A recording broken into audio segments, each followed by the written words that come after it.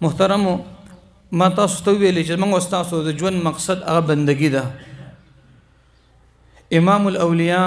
شیخ التفسیر حضرت مولانا احمد علی لاہوری رحمت الله علیه نه چا تاسو کو چې ما ته د قرآن مجید خلاصه بیان کا او یا علمان دا سے ذکر کی چې شیخ التفسیر امام الاولیاء مولانا احمد علی لاہوری رحمت الله فرمایل چې زما یو خپه د ریل په گاډي په پیندان باندې او دوه مخپه ملان دي بس مکه باندې او ما ته څوک وایي چې ما ته قرآن مجید خلاصه بیان کړو ان شاء الله زه به ورته بیان کما. اوس د ملوي سمندر قرآن کریم او بیا د دې خلاصه بیانول خدا زمونږ د اکابر او زمونږ د بزرګانو توجهات او د الله معرفت چې په لږ ټیم کې به سمندر به بګوزه کې بنداو. نو تاسو هم دا خبره یاد کړئ چې زمونږ استاد د قرآن مجید ټوله خلاصه درې خبرې دي او چې څوک تاسو نه تاسو کې نو تاسو ته درې خبرې کوي او د درې خبرې د ټول قرآن مجید او د ژوند خلاصه ده هغه درې خبرې کمې دي. نو دا خبره زمونږ استاد امام الاولیاء شیخ التفسیر مولانا احمد علی لاہوری رحمت الله ذکر کړی ده چې قرآن مجید درې خبرې د خلاصه ده. الله پاک عبادت سے راضی کرو، پیغمبر اطاعت سے راضی کرو، مخلوق خدمت سے راضی کرو. زمونږ استاد الله چې موږ راضی کوو نو الله په عبادت باندې راضی کوو. زمونږ استاد ټول مرګرو په دنیا کې مقصد د الله پاک اطاعت دی، د الله بندگی ده. اوس به دا د الله احکامات د الله پاک بندگی ده به موږ څنګه خپلو څنګه به قبلیږي د دې قبولیت پیمانه د پیغمبر اطاعت سے راضی کرو، نبی علیہ الصلوۃ والسلام په طریقه به عمل کوو. زمونږ استاد د الله احکامات د خپل پیغمبر صلی الله علیه وسلم په طریقو باندې دا عمل به الله ته قبول وي. چې کوم عمل د خپل پیغمبر په طریقه باندې نه د الله د قابل قبول نه وي. مَن یطع الرسول فقد اطاع الله، چا چې اطاعت د پیغمبر وکړه د الله پاک اطاعت وکړو. من اطاع محمدا فقد اطاع الله، چا چې اطاعت د محمد صلی الله علیه وسلم وکړه اطاعت د الله پاک وکړو. دریم زمونږ استاد خپل مابین کې موږ مخلوقي الله خالق دی نو موږ به د یو بل سره خدمتونه وکړو، په هر شابه کې به کوو، په غم کې به شریکي، په خوشحالي کې به شریکي. زمونږ استاد د فضا چې ته ما سره مدد کوي زه تاسو سره مدد کوم نو په دې باندې الله پاک ډېر راضي کیږي. نو زمونږ استاد اول کې اطاعت دی، بندگی ده. دا بندگی چې موږ زده کوو نو موږ له الله پاک د بندګۍ د تیرولو دپاره د احکاماتو د زده کولو دپاره الله لوی کتاب قرآن کریم را لېږلی دی. قرآن کریم د دې هر یو نسبت دا مبارک دی. دې ته کتل، د دې اورېدل، په ترجمه باندې ویل، د دې په تجوید باندې ویل، د دې په تفسیر باندې او دې ته آخره کې راتګ ختم د تفسیر ته د تراو ختم ته قرآن کریم کې الله پاک فرمایي د کتاب ما نازل کړی د برکتونو ډک دی. نو په دې کې بیا علماء کرامو ډېر توجیهات کړي دي چې قرآن کریم مبارک دی. کوم سترګې ګوري، کوم غوږونه، کوم ژبې، کوم زړونه. زموږ عزتمندو دومره لوی فایدې دي چې کله زموږ استاد قرآن مجید سره نسبت راشي او چا قرآن مجید په خپل ژوند کې وویلي، عمل یې پرې وکړو، خلکو ته یې ښود، په بچو باندې ویلې، زنانه وویلې، نو دا دومره وفادار قرآن کریم دی، دومره وفادار کتاب دی. دا د الله پاک کلام دی. الله غیرتی بادشاه دی. په کوم پیغمبر نازل شوی غیرتی پیغمبر دی، په کوم سینه کې چې راشي نو دغه سینه به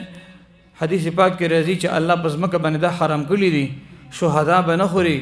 پیغمبران به نه خوري، قارین حافظان به نه خوري. زمونږ استاد چې کوم نیکان، کوم پیغمبران، کوم صحابه کرام د قرآن مجید حاملین تللی دي زموږ عزتمندو په ځمکه باندې حرام دي، دا به نه خوري. په دنیا کې د دې هر نسبت چې چا خپل کړی دی دا علماء کرام په سټیج باندې تشریف فرما دي. دا ولې په سټیج ناست دي؟ دوی له الله پاک عزت ورکړی. په سینه کې قرآن دی یرفع الله الذین آمنوا منکم والذین اوتوا العلم درجات. الله پاک فرمایي ما د ایمان والو مرتبه ورکړي دي، خو د ایمان والو کې بیا علماء کرام دي هغوی له لوی مقام درجات دی. درجات دومره درجې مې ورکړي دي څومره چې زما په علم کې دي. په دنیا کې موږ تاسو د پټکي، د ګیري، د قرآن کریم، د پیغمبر د بهترینو سنتو موږ اهتمام کوو. سپینګری مشر راشي ښایسته سپینه ګیري سیټ ورته پرېږدو، د کټ سر ورته پرېږدو، مولوي صاحب، مفتي صاحب، قاري صاحب راشي موږ ورته زر ځای پرېږدو. دا یا ساتئ دا کوم څیز چې دې ته دا ځای پرېږدي هغه دننه قرآن کریم دی، د هغې جلال دی، د هغې زور دی. موږ دا میاشت رمضان کریم ده دا 12 میاشتې په کال کې نو په دې 11 میاشتو دا یو طرف ته او دا یو رمضان دا بل طرف ته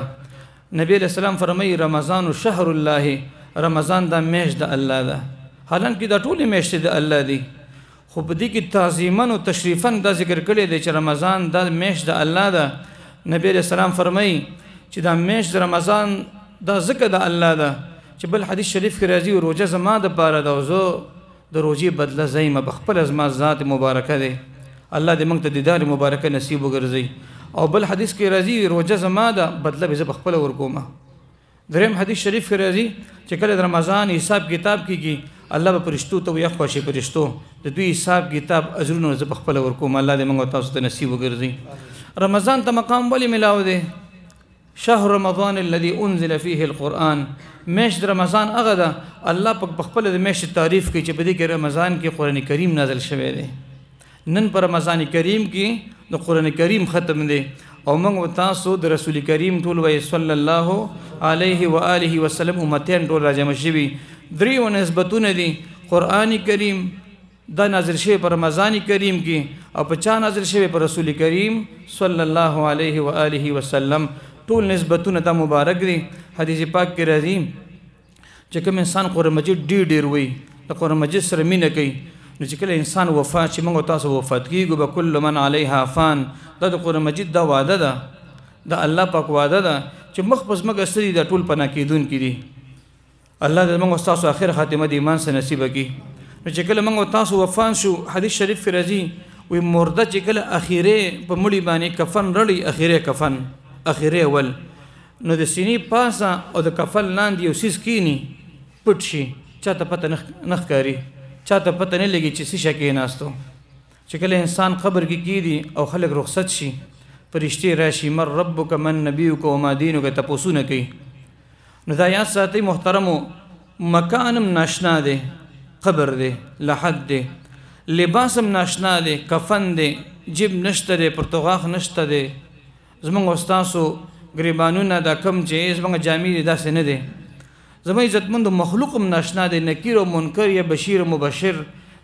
دا ټول نظام ناشنا دی. نو انسان باندې فطرتي یره راځي داسې. حدیث شریف کې راځي نیک انسان د باندې فطرتي یره راځي، روب پرې راځي ځکه چې ناشنا مکان دی. نو فرشتې ورته وایي رب دې څوک دی؟ دا فرشتو ته هم ګوري د دې کفن یو څیز روزي او د مړي ته وایي حدیث شریف کې راځي د مړي ته وایي ویریږه مه جواب ورکړه. نو ورته وایي چې ربي الله، ربي الله دی. بس فرشتي په یو سوال کې دا پاس کې بیا دې تپوس کوي پیغمبر دې څوک دی؟ من نبی کا دا ورته ویریږه مه جواب ورکړه. پیغمبر می جناب سیدنا محمد رسول الله صلی الله علیه وسلم دی. بیا دریم تپوس دی کوي وما دینک دا سیز ورته وایي یریږه مه ورته وایي دین الاسلام، دین می اسلام دی. فرشتو ټیکونه ورکړل، درې ونه سوالات کې پاس شو. فرشتې لاړلې صرف مړی پاتې شو او دغه عمل پاتې شو، د جوسه پاتې شوه. دا ورته وایي ملګري خفه کېږه مه ومې نه پېژندلې په دومره سخته کې د زما په کار باندې راللې. دا ورته وایي و زه د الله قرآن یم، زه د الله کلام یم، تا به زه دنیا کې ډېر لوستلم، تا به ما سره مینه کوله، تا به زما ناظره ترجمه تفسیر او تا به ما سره مینه کوله، تا به ما عمل کړی. نو الله غیرتي بادشاه دی، پیغمبر غیرتي دی. نو غیرتي انسان بل انسان په سخته کې نه پرېږدي او زه د رب کریم کلام یم، زه به تا څنګه په سخته کې پرېږدم. بیا ورته دا جوسه وایي وایي دا خو لا قبر دی، د عذاب نه بچ شوې د قرآن مجید د برکته. زه به ستا انتظار په محشر میدان کې کومه چې کله نفسي اوازونه یې په هغې کې به زه ستا انتظار کومه. نو نبی علیه السلام فرمایي چې دوه څیزونه دي، دوی شپارس دا شپارس قبول کړی شوی دی. یو رمضان کریم به شپارس کوي دا زموږ استاسو روجي، او دویم قرآن کریم شفارس کوي. او د دینم لوی شفارس هغه زموږ د رسول کریم صلی الله علیه وسلم مبارک دی. الله دې زموږ د ټولو شفارس نصیب وګرځي. نو حدیث شریف کې راځي کله چې روزه شفارس کوي او قرآن کریم شفارس کوي د دوی شفارس قبول کړی شوی دی. نو محترمو دوسه کتاب دی چې په دنیا کې هم نجات دی، په قبر کې هم د عذاب نه نجات دی، په محشر میدان کې هم د شفارس او د هر پریشانونو نجات دی. الله دې زموږ استاسو د کلام سره مینه محبت نصیب وګرځي. زه میندې خویندې او هغه باجیګانې او هغه علما کرام چې دلته د تفسیر پړاو کړی دی تقریبا 2.5 میاشت کې لګ بګ داسې الله دې زه دوی ته د قبولیت دعاګانې کو ټول استادانو خراج تقسیم ورته پیش کو چې رب کریم د دوی د سعی او د کوشش په خپل لري قبول او نصیب وګرځي. محترم زمونږ استاد په مجلس کې څومره میندې خویندې ناستې دي هلته په کورونو کې او دلته موږ او تاسو ناست دي. زه ته یو پیغام در کوم او معافي نه غواړم چې اوسه پورې چا قرآن مجید نه دی ویلی نو په دې مجلس کې به هر ملګری که مشر سپینګیري نوجواني که په کور کې میندې خویندې چې نن په دې مبارکه ورځ د رمضان باندې موږ او تاسو دا فیصله وکړو چېرې ما اوسه پورې قرآن مجید نه دی ویلی دا مې ولې نه دی ویلی چې ویلی مې دی ډېر کسانو ویلی رلی نه ژبه پې نه اوړي شاړي نو یاد ساتئ چې کوم انسان قرآن مجید ووایي بیا رلی نه او بیا پرېږدي سخته ګناه ده او بیا چا ویلی نه نو بیا دا یاد ساتئ چې زموږ استاسو یو رشته دار دی بهر ملک کې دی او هغه موږ له خط راولېږي پخوا به خطونه به علما فرمایي و چې دا خط تاله راولېږي باباجي ما تاله د اختر دپاره 6,000 روپۍ خرچه در لېږلې ده او ما ورته په خط به یې نه پوهېږو چا ته ښایم نه چا له ورځم نه او جب کې م ځان څه ایښی یاره زما زوی خط راغلی چپوي بار بار چپوي زما د زوی خط دی ډېر ښایسته خط دی چې هغه راشي سعودي نه او د هغې ډېر کال بعد راشي ته ورته بچیه استا خط ما صندوق کې تاله کړی دی اول ته پروت دی او کپړک مې هم بند کړی دی او بابا تا نه دی کتلی ما خو نه دی کتلی انا لله ما ورته 6,000 روپۍ رالېږلې وي اختر دپاره هغه بینک کې اوس هم پرتي هغه بابا بوجي افسوس دا دی چې ما د خرچه راغیستی وې د اختره ما پې کور ته سامان راوړی وې سوداګانې مې راوړی وې د قرآن کریم دقه مثال دی موږ او تاسو رب رالېږلی خط رالېږلی پیغام یې رالېږلی دی زمونږ او تاسو د حلال او حرام رالېږلي دي څنګه چې مولانا عبدالحق صاحب وفرمایل وقل للمؤمنات یغضضن من ابصارهن دا آیاتونه مبارکې تلاوت کړل دا حرام دي دا حلال دي په تمیز په قرآن مجید سره راځي نو چا چې دا خط نه دی پړاو کړی اوسه پورې نو مفتي صاحب له راشئ نوید مولي صاحب ته کښېنئ زموږ معاویه قاري صاحب ته کښېنئ د ټولو ملګرو ته کښېنئ ورته ووایئ چې موږ ته د الله د کلام پړاو کوي. الحمدلله نن خو د بناتو د مدرسو ځای په ځای باندې څنګه چې د قاری محمد ذکریا صاحب په مدرسه کې مخکې ورځو کې تفسیر ختم و الله دې قبول او منظور نصیب وګرځي. نن دلته ستاسو په دې محله کې ختم دی. محترم زموږ ستاسو نارینه او زنانه الله پاک موږ له داسې جماعتونه راکړي تبلیغ جماعت ته ګوره د مستوراتو جماعتونو ته ګوره زموږ ستاسو ټولو ملګرو په مخونو کې زموږ په زړونو کې انقلاب راوستو. نن هغه خلکو ته چې هغوی به نعوذ بالله ګډاګانې به کولې هغوی به ناشنا ګناهونه به کول د تبلیغ د برکته د علماو د سرپرستۍ د برکته او د قرآن مجید د انقلاب د برکته نن د هغوی د الله ته په سجدو کې جړاګانې کوي. محترم ټول ملګري به دلته دا اراده کوو څومره زنانه راغلي چې چا قرآن مجید نه دی ویل په ناظرۍ شروع کړو په ناظرت چا ویلې تجوید شروع کړو الفاظ ټیک کړو او که په تجوید هم چا ویلې موږ تاسو تفسیر ته راځو انشاءالله د اختر نه بعد به داخلي کېږي. الله دې دا بناتو مدرسه د ټولو مدرسو د ټولو مسلمانانو جماعتونو سره په خپل در کې قبوله وګرځي. په دې کې تقریبا د یو کمرې کمې د یو برنډې زنانه داسې ناستي نو چې انشاءالله موږ تاسو د اختر نه مخکې د معاویه قاري صاحب په مشوره باندې ستاسو مشرانو دعاګانو باندې دغه مدرسې ته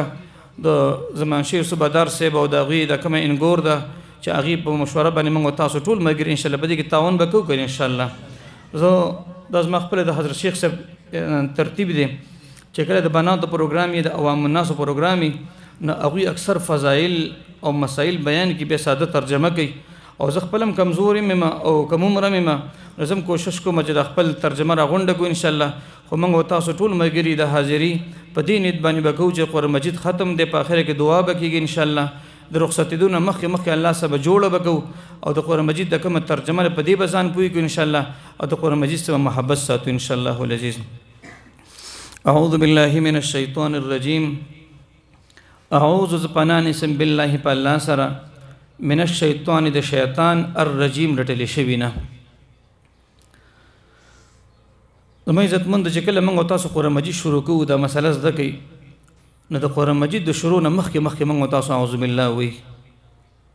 د قرآن مجید حق دا دی چې موږ تاسو اول کې اعوذ بالله شروع کوو اعوذ بالله من الشیطان الرجیم. زمونږ شیخ صاحب شیخ التفسیر مولانا پیر حزب الله جان صاحب فرمایي زمونږ سره لوی دشمن دی د الله هم دشمن دی زمونږ هم دشمن دی والله ورته دشمن ویل هم دی شیطان دی. در موږ تاسو هر ټیم د الله په ذات باندې موږ پناه نیسو ددنه دا موږ د پړه کې وسوسې ګناهونه غلط سوچونه نظری ګنده خیالات راوړي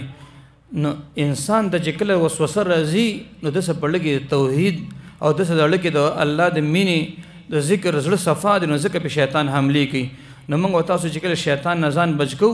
نو د الله پر رحم باندې بچ کیږو به موږ ډایرک وي اعوذ بالله من الشیطان الرجیم بس صرف دا به وي سل پیری سار کې وای الله به وسوسې نه راولي که راځي نو زړه کې به اثر نه کوي د دې مثال له موږ تاسو یو لار کې تیریږو سپی ناسته دی او هغه سپی ناسته دی چې موږ روانېږو بس هغه مې رادانګي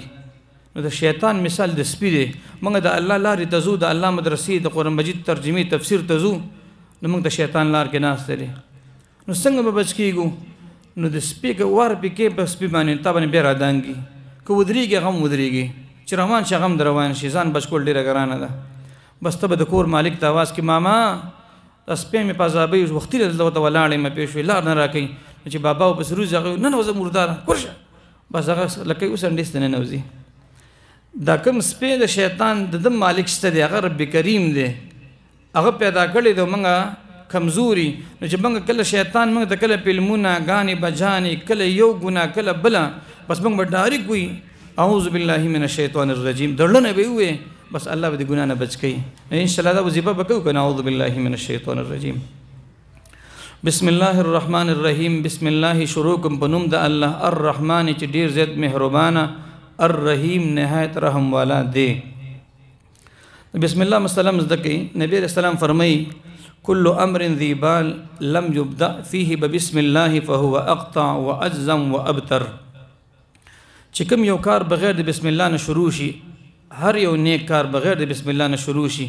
نبی علیہ السلام فرمای پای کې برکت نه لنډې بوچې بیکاری نو موږ تاسو چې کله کینوم بسم الله الرحمن الرحیم پاسوم بسم الله الرحمن الرحیم روټي شروع کوم بسم الله الرحمن هر یو نیک کار کې بسم الله خپل ځان د پاره یو مشغوله وګرځوي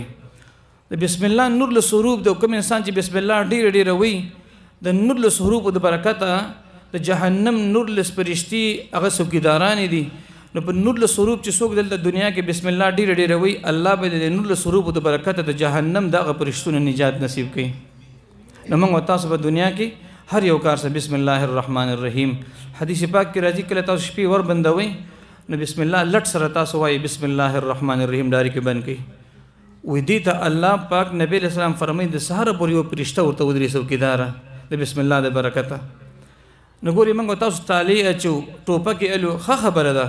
څوکۍ کو خو دې روحاني چې کوم د پیغمبر مبارک ارشادات د هغه خپل کوي زموږ تاسو له سکون کې وي چې ور بندو کولاو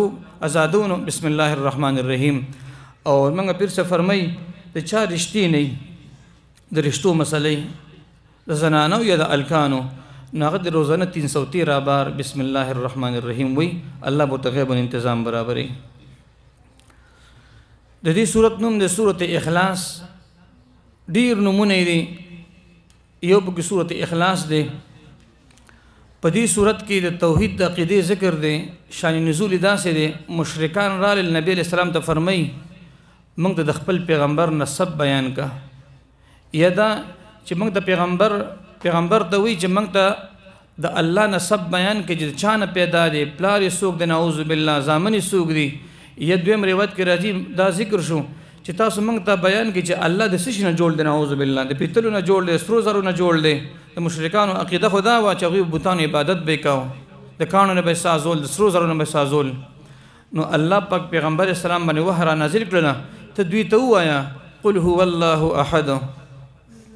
دوی ته وایي چې الله پاک دا یو ذات دی قل تو وایي په جواب کې ورته وایي نبی علیہ السلام مبارکه ته چې مشرکانو کوم تپوس کړی دی هو الله هغه الله چې تاسو تپوس کوئ احد دا یو ذات دی زموږ عزتمندو الله پاک د پاره احدن راغلی واحدن راغلی دی و الهکم اله واحد احد هغه الله د پاره استعمال شوی دی الله په ذات کې شریک نه لري دا احدن اغه د پاره رالی واحدن اغه د پاره چې الله په صفاتو کې شریک نه لري نظم استاسو بدا عقیده چې الله په ذات کې شریک نشته دی الله په صفاتو کې شریک نشته دی زمونږ او ستاسو یو عقیده توحید ده چې الله پاک سره شریک نه په ذات کې شته نه په صفاتو کې شته دی. بیا زمونږ اکابرو د توحید ښایسته تعریف کړی دی چې زمونږ او ستاسو به د ټولو مسلمانانو دا عقیده وي چې الله یو منل په ذات او په صفاتو کې، پیغمبر رسالت منل او د قیامت کې دوباره ژوند منل. دا درې خبرې چې یو ځای کې دي د عقیده د توحید ویلی شي. زمونږ او ستاسو به په ټول ارض کې دا عقیده وي چې الله پاک یو ذات دی، په ذات او په صفاتو کې شریک نه لري. الله الصمد د الله صفتونه دي. الله الصمد الله بې حاجته دی. صمد هغې ته ویلی شي چې په هر آن کې او په هره زمانه کې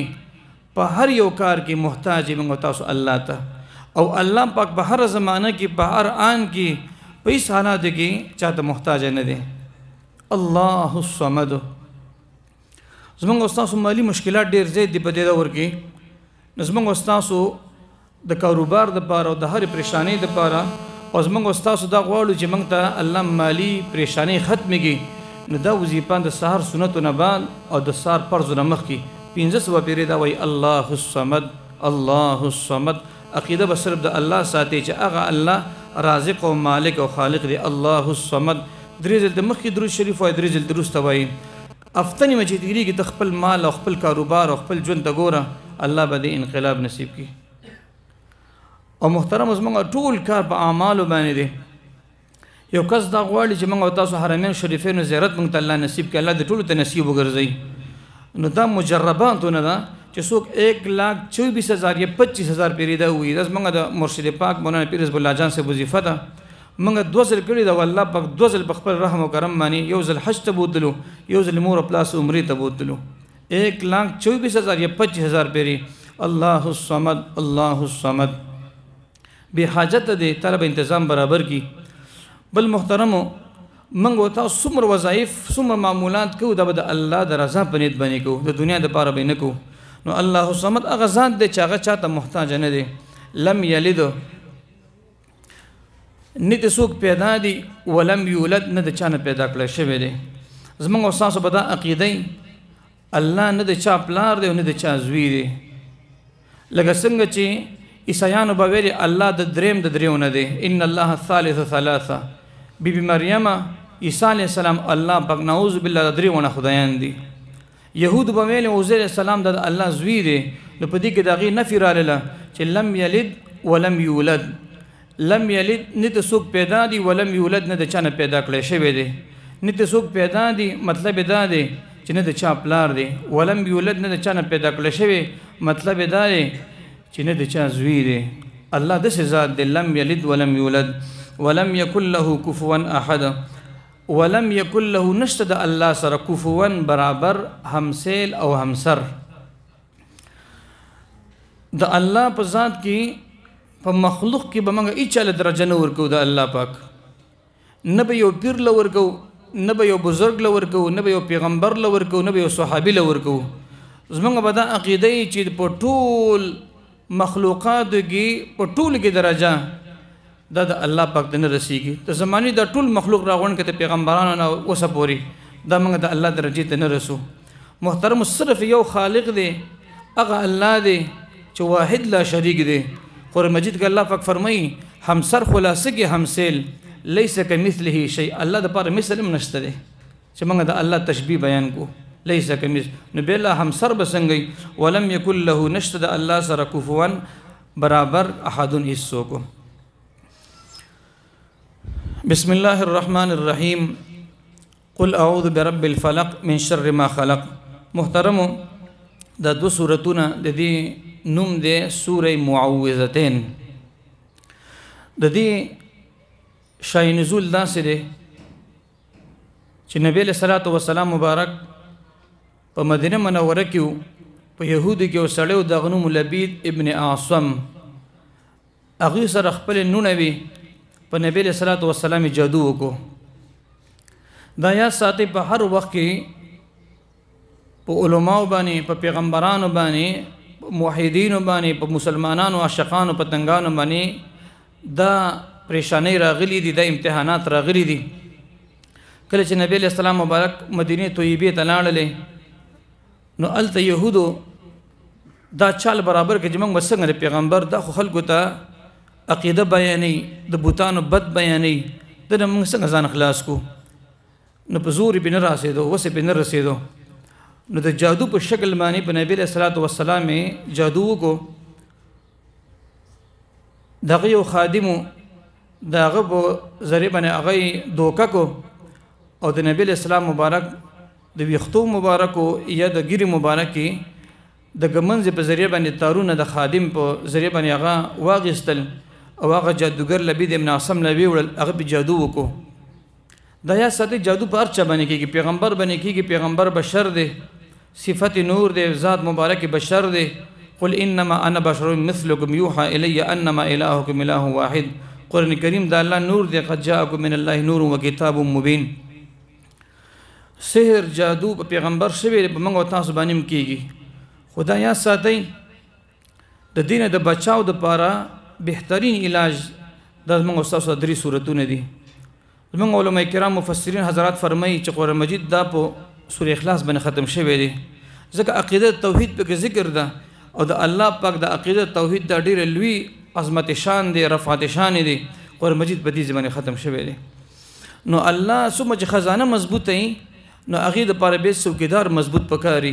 نو عقیده توحید ډیر لوی انعام دی ډیر لوی مبارک عقیده ده نو الله د دې حفاظت د پر الله د دوه سورتونو نازل کړل چې په دې کې څوک غلاونه کی زموږ استاد عقیده څوک خراب پنه کی زموږ استاد نظریه څوک خراب پنه کی د جسمانی د ذراتونو اغینم په کې دفع ده او روحانی چې کوم مضرات د اغینم په کې دفع ده نو محترم نبی صلی الله علیه وسلم مبارک باندې دوه روایت یو شپږ میاشتې یو کال لپاره جادو په وشو په دنیوي کارونو کې دا بیان ساتي اخروی کارونو کې نه د دین په کارونو کې نه د دنیوي کارونو کې به ویلي علما دا کار کړی دی هغه به نه کړی علما دا کار نه دی کړی هغه به کړیو شپږ میاشتې یا راجح قول به یو کال له ذهني تکلیف ورته یو ځل آرام فرما دی جبرئیل علیه السلام یا میکائیل علیه السلام یا جبرئیل او اسرافیل مختلف روایتونه خدا پرشتي را لیدو پرشتي یو سر ته ودرېدل خپو ته ودرېدل یو بل نه تپوس کوي د صاحب باندې سجل شوی دی ودا مسحور د جادو په شوی دی چا په کړي دی لبید ابن عاصم په کړي پسې شي په کړي دی د سر ویختو یا د ګری مبارک ویخته دی کم ځای کې دی بیری زروان یو کوي دی الته چې کومه لاندې دفن شوی دی نبی علیہ السلام را فاسد د خوبنا عائشہ بیبي ته وی عائشہ رضی الله تعالی عنها وزما خو الله علاج رولېګو په ما خو جادو شوی دی ځان سره د علي صاحب او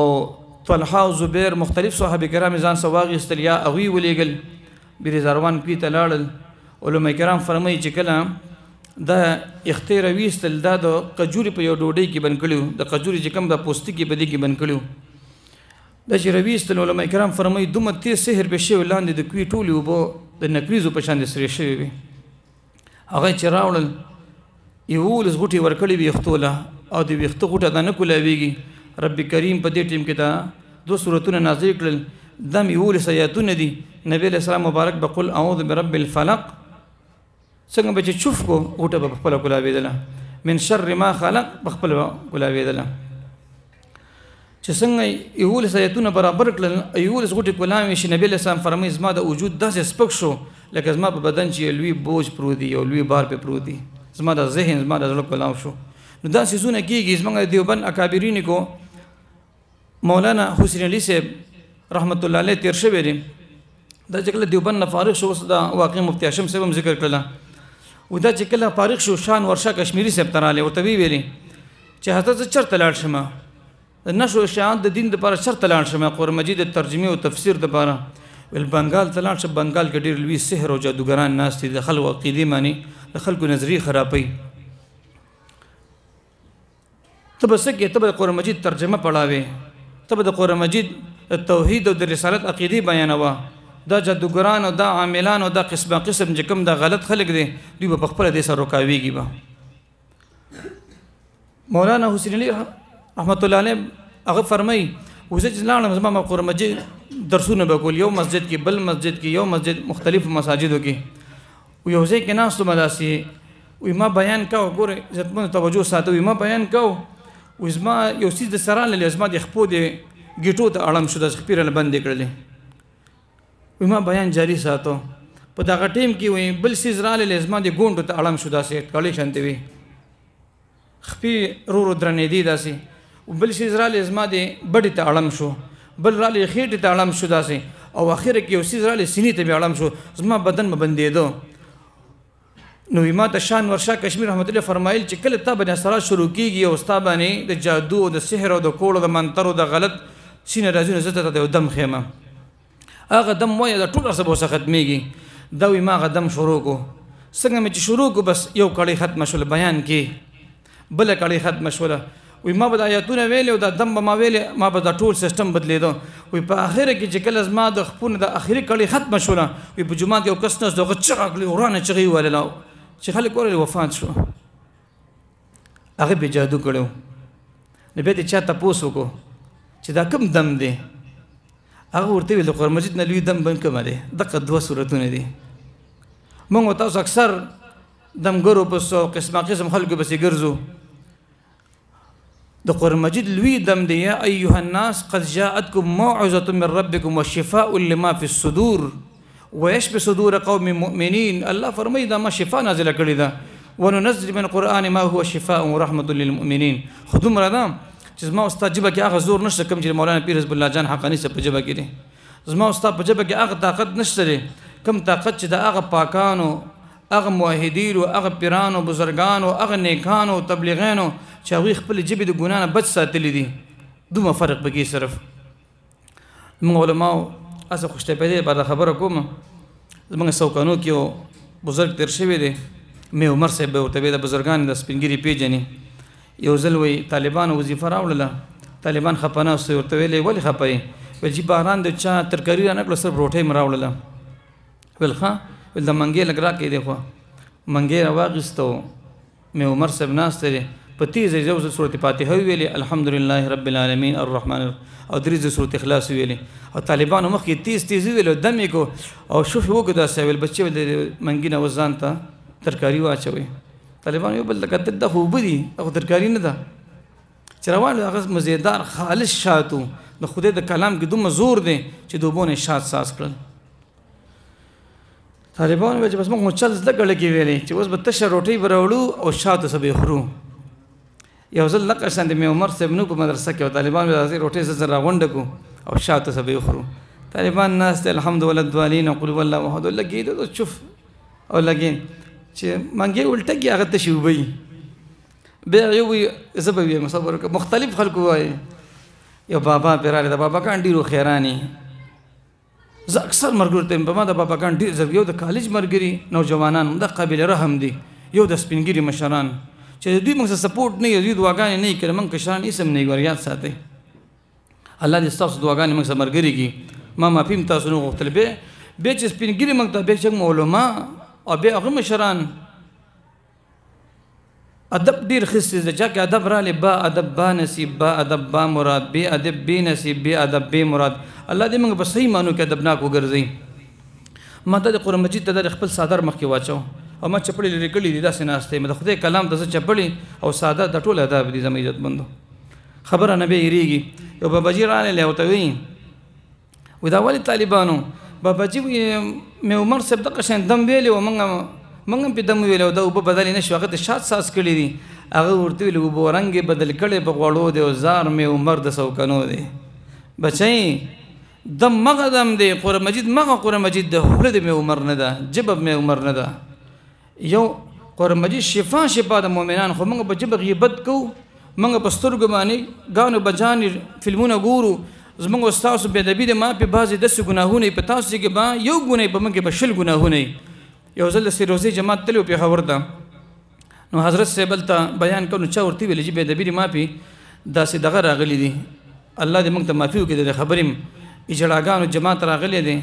او هغه ډیر زیات داسې شکل شباهت نو کپړیم داسې نشنای تاسو نصرت لورشي حضرت ویل بالکل ویل زه بیان پرېدم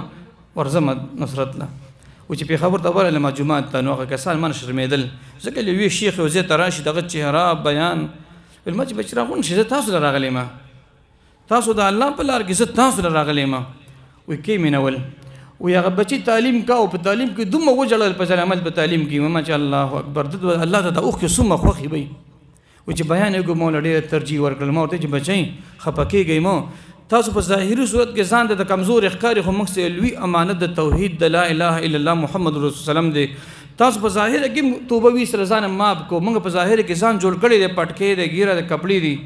خو باطن الله ته معلوم دی تاسو ظاهر کې موږ باطن کې موږ ګټلا د ګناهګارانو به نفرت نه کوم عزت مندو زمونږ استاد سو دا ټول چې اوس موږ په دې مجلس کې توبه وباسو قسم دې مې عمر سوي او ته پیر صاحب سوي او شیخ صاحب سوي او مفتی صاحب سوي موږ تاسو ټول الله موږ ته خپل پیغمبر په جبه باندې ویلي دي الطيب حبيب الله توبه استون کې د الله پاک دوست ټول وای سبحان الله پیغمبر په جبه سکه چې الله موږ د خپل فرمای ان الله يحب التوابين زه د خپل توبګارو بندگانو سمینه کوم مینا يحبو سی غیر ولدا په يحبو مضارع صيغه ده دو زمانی یو حال له مستقبل له وسم سمینه کوم بهم سمینه کوم خو صرف ما سره جوړو یو ځل وای رب اغفر لي رب اغفر لي ټول وای رب اغفر لي رب اغفر لي رب اغفر لي نو محترمو خبره مې دې پوری کوله چې په نبی له صلوات و سلام باندې سحر وشو هغه آیاتونه پی ویلې نو موږ تاسو چې کله د هر سحر جادو د هر پریشانې نه ځان بچ کو د دو سورتونه یا د درې سورتونه سحر کې درې ځل وایي او ماښام کې درې ځل وایي په لاسونو چوف کوي د سر نخپو په ټول بدن مې راکاږي د پیغمبر فرمان دی زمونږ په ایمان دی د خدای کلام دی زمونږ د ټول په ایمان دی ان شاء الله دا به وایي کنه ان شاء الله د دې نوم د سورۃ فلق دی مکی سورت دی بعض علما فرمایي دا په مکه معظمه کې نازل شوی راجح قول لري مدینه منوره کې نازل شوی دی د علاج په تور باندې یا دویم روایت دا دی چې په مکه معظمه کې نازل شوی دی دوباره به په مدینه منوره کې علاجن اغا ذکر شوی وحی راغلی ده بسم الله الرحمن الرحیم قل اعوذ قلت تو یا پیغمبر اعوذ پناه نسم برب الفلق فرب د سبا باندې دا یو آیات ویل شوف کو غټه کولام شولا دل د پدی آیات کې برب الفلق راغلی او فلق معنا چودون کې ان الله فالق الحب والنوى الله چون کې د دانې دی نو په هغه رب پناه نیسم چې هغه زمانہ د تورې تیاری د سحر ختم کړي او سپین سبا راوخې جاو دویم روایت کې راځي فلق دې ته فالق الاصباح دې ته ویل شي چې تور تیاری ختم شي او سپین سحر راوخېږي نو الله پاک د شرک او الله پاک د ګناهونو د سحر د منتر او تور تیاری ختم کړي او الله رب العالمین په پیغمبر باندې د صحت غسپینی رڼاګانې غرا واستلې قل اعوذ برب الفلق من شر ما خلق ز پناه نسم د شر د اغنه خلق چې الله پیدا کړی دی دا یا ساتي الله پاک د ټول مخلوق خالق دی شر پیدا کړی خیر پیدا کړی والقدر خیره وشره من الله تعالی زموږ اساس عقیده ده الله خالق د شر دی والله خالق د خیر دی خو به انسان له الله دماغ ورکړي سوچ ورکړي چې دا زهر دی دا انسان ملکی دا شاد دی د شفا ملاویږي موږ به تمیز په خپل عقل باندې کوو او عقیده به دا ساتو چې الله پاک شر او خیر دوه پیدا کړی دي یو علماء کرام فرمایي اوس مفتی هاشم صاحب فرمایل روټي دا کومه تاسو په یو ځان مول کو جماعت دي کې شربت وسکو روټیم خړی خورو به د مانځه منګنی به اکثر خپل حد نه سیوا شي نه به ولټیم ولګي خېټم خراب شي نو انسان له عقل ورکړی دی چې انسان تبع ارث په خیر الامور اوسطها تبع ارث درمیانه کې ومن شر غاسق اذا وقب او زپنان اسم د شر د تو ومن شر غاسق زپنان اسم د شر د شپینا غاسق شپې ته وي اذا وقب هر کله چې د تیار خورشي نو د شپې کې تیاری او به په ماخام کې لګرانای او به د شپې د تیار خوريږي نو چې کله خوريږي نو حدیث پاک کې راځي په دغه ټیم شیطانان خلاص شي ګرځي وي تاسو ماشومان بار م پرې دی ماخام په ټیم کې ځکه الله پاک فرمای دا سی وای ومن شر غاسق ز پنان اسم د شر د شپینا اذا وقب هر کله چې تیر خورشي ومن شر النفاسات ز پنان اسم د شر د پکوخون کو زنانونه فی العقد په غټو کې د خپل نوړم وی ربی د ابن عاصم سره چې کله به غټو ورکول چوب به پکاو ومن شر حاسد اذا حسد ز پنان اسم د شر د حسد کوون کینا اذا حسد اذا ظهر هر کله چې حسد دا وکی ای ظاهر کی حسد سخت بیماری ده ستوي یو انسان له خدای نعمت ورکړي دي او ته یو خدای دنه والی کمال راکیو کنه راکیو خدای نه والی او انسان دې غیبته دي ته ویل شي یو نعمت چا سره ته خدای دیم نصیب کې مال مراکده سیلی د غیبته ده دغه ګناه نشته دي او بهترین خبره دا اوس مولوی صاحب فرمایل چې موږ تا سره موږ حسد کوو نو په څه باندې مال باندې کو مال خو الله ورکړي دي په رنگ باندې کو حسن باندې حسن الله ورکړي دي په جیدات باندې کو جیدات الله د ټول ارض خالق الله دي ته د الله سره به نعوذ بالله په تقسیم باندې راضي نه ځکه ورسره حسد کوي او نبی رسول الله فرمایي حسد نیکی د سيزي لکه څنګه چې وجه پتري ته اور ورته کی بسم الله الرحمن الرحیم د سورۃ الناس دی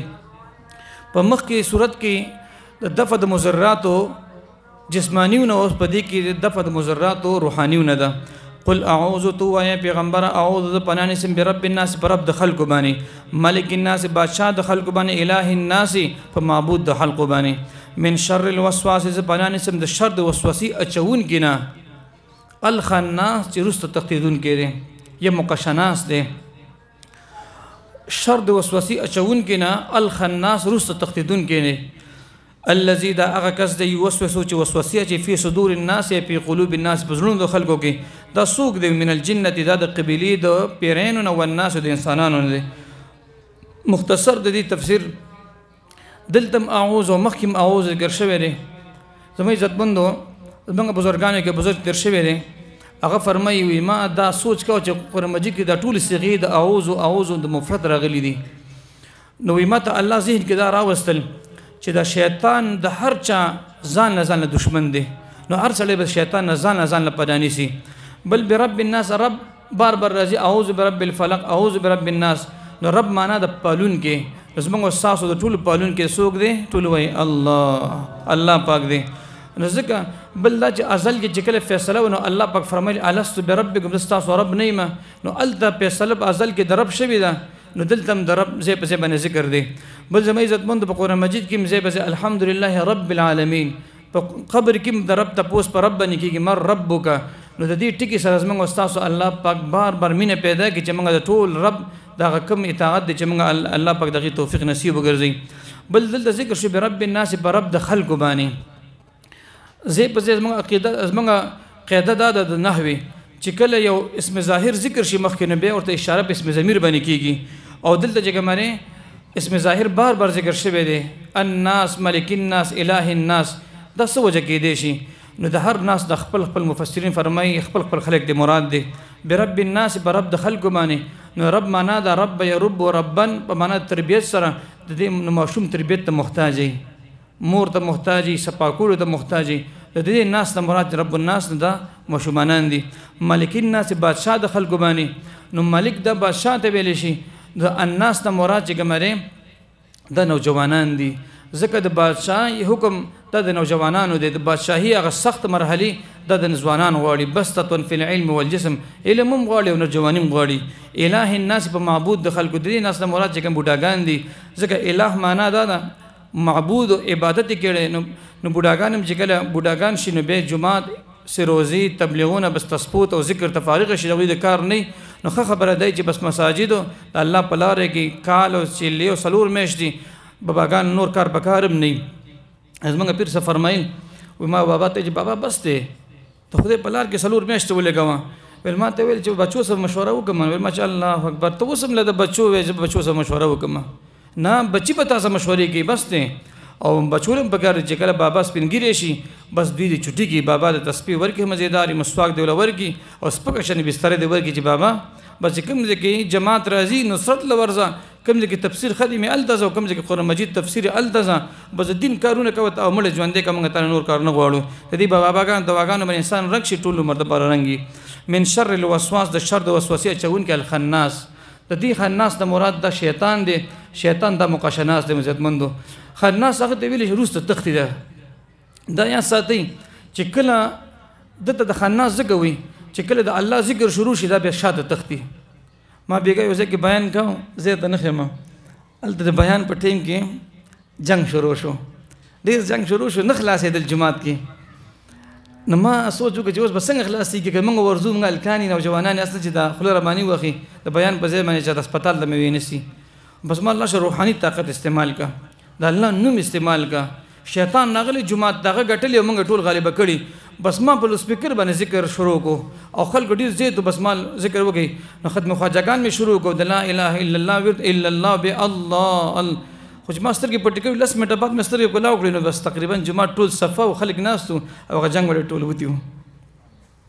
چې کوم ځکه مسالې اختلافات پریشانی ته خدای په ذکر باندې ختميږي او لوی ذکر کوم دی قرآن کریم ذکر دی ولا ذکر الله اکبر ته خدای د نوم لوی ذکر د الله کلام دی نو کوم ذکر خدای کلام ذکر کیږي ال ته ډیر کی نه ال ته تسبیح مالو سب ترجمه ته وګ دی نو خرناس معنا شاته تختی حدیث شریف کې راځي کله چې اذان کیږي نو اذان د توحید الله اکبر نوم دی نو د شیطان دبو تختی سم چې دا आवाज کوم ځای پورې سي هغه ځای پورې دازي نو کوم ځای کې د الله اکبر نوم نه ورنو هغه ځای ته تختی دومره تیز رفتار دی چې کله دا اذان الله اکبر بابا وقفه کوي دا بیر رسیدلې دا به وی الله اکبر دا به فاصله ته کې دومره تیز رفتار دی الذي يوسوس في صدور الناس دا شیطان هغه دی خناس چې وسوسه چې په صدور الناس په سینو د خلکو کې صدور وسوسه خو سینه کې نه راځي بزله کې راځي نو په قلوب الناس د دې ناس ته مراد چې کوم دي نیکان پاکان علما خسته خلک دي وسوسه ارچا ته راځي ګوره ها دا مو چې بس دا بزرګ زمانه د وسوسه نه راځي نه وسوسه خلاصه كل بني ادم خطاء وخير الخطائين التوابون نبی اسلام فرمایي د آدم علیه السلام اولاد ټول خطاکار دي الا الانبیاء پیغمبران بچتي خو به زموږ عزتمن بهتر انسان هغه الله ته توبه وباسي پتا کې به یو ګناي په ما کې به بل قسم ګناي په بل کې به بلی خو خامخاص ګناه کش کړبې خو زموږ عزتمن په شریک باندې موږ تاسو محمدین محبوبان نیکان بندگان ګرځو توبه باندې به ګرځو زموږ توبه وباسم تاسو مو وباسي من الجنه والناس دا من بیانیه د شیطان د قبيله دو جناتو نم دي او د انسانانو نم دي زموږ عزتمن شیطان پیریم کې دی شي پیری په شکل او د انسان په شکل دوخ پو زموږ علما فرمایي الله په قرآن مجید په والناس ختم کړی دی په انسان ودرولې دی نو والناس دا ډېر خطرناک دی نو ځکه الله پاک اخیری خپل کلام په دې باندې ودراو کله کله دا بل شیطان موږ د نخ کاری بس اعوذ بالله باندې دپکه خبره به ختم شي خدا دوخ پو چې تکینه مخامخ چرته تلوي تفسیر لپاره ما تفسیرونه راغلي دي پس پیښه دغه سړی وس ما خرابې الکه چرته تلوي زه سیروزی لتلم او تل اوسګار سیروزی په ګوسلا را للی چرته تلوي زه خو ما خو لور ختمو مړه پرې د خلک ډاکټران شو ته اوس لور د مدرسې ته لګلې د پیښه بس ته پیښه چیرې مرګریا دغه دوخ په ول وناس چې کوم دی وې ما خو ته خو بس تر تخکاری پیښه یا مرګرو علاقه کې جنگ جګړه وشي باباګان نیکان ملکانان ورشي مفتین حضرات ورشي او ورته کینه جوړه وکي بهترین کار دی باز کس ہوتا ہوئی ہے لکه د خدای بنده وي ته زورم نه ټوپک ډیر کوتک ډیر کسان ډیر مړه مخې شپي پس پیښه دغه سړی والناس ته به خبره مې کستا ته سو کوئی مړه پرې د به خوند تل جنگونه کې مړه دومره خسته سړی پیږي او تل جنگ بس دستا مرګري دی او کتاب سو ګوره چي النعوذ بالله نبی په مړو په خلک ستړي شي واغه دوخ په ولا به ښکاریم نو کله به یو ځای کې ګرځو کله بل ځای کې به ګرځي نو موږ تاسو په ټول دیو بل خیر خوابي خیر خوایي راځي د الله په کلام باندې د خدای کلام ته بخپل بچینې بخپل به حاضرې کوي ان شاء الله العزیز په اخر کې سین دی والناس او شروع شي قرآن مجید بسم الله باندې بسم الله نو هغه زنه بار والا او د سین والا سرازي بس معنی په عربی کې دا یکفیکا کافی د ساده پر انسان دا کلام بس الله زموږ استاد په کلام باندې په صحیح طریقې باندې الله پاک عمل مینا تلاوت ترجمه تفسیر په خپل در قبول او منظور کی